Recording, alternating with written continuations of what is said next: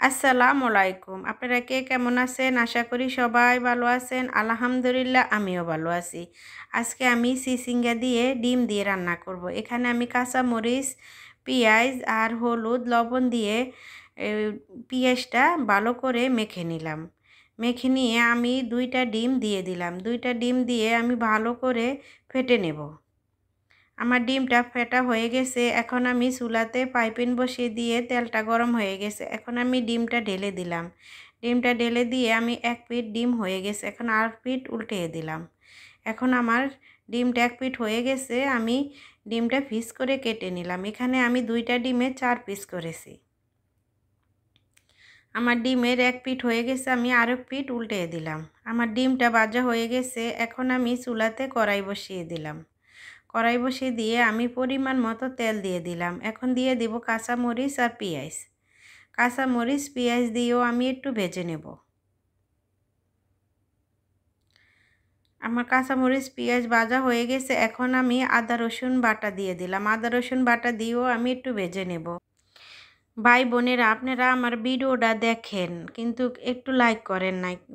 Please আমার ভিডিওটা একটু লাইক করবেন। আপনাদের জন্য আমি অনেক কষ্ট করে ভিডিও করি।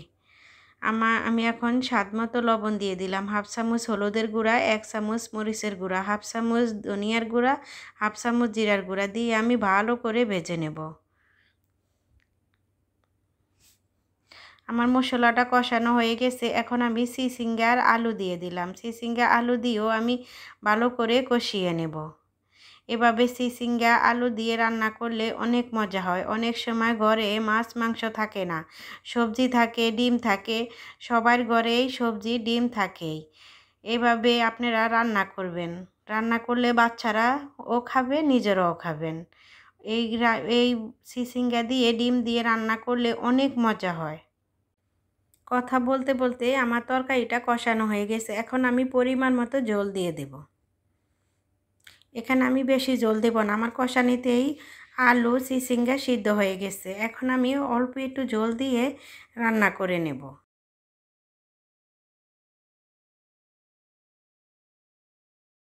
আমার তরকারিটা বলক আইসা পড়ছে। এখন আমি ডিম দিয়ে দেব।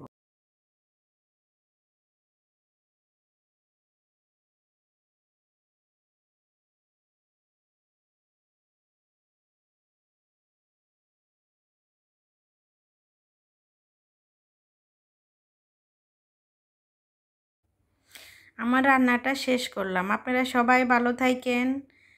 আল্লাহ হাফেজ। আবারও ভিডিও নিয়ে আসবো নতুন। আসসালামু আলাইকুম।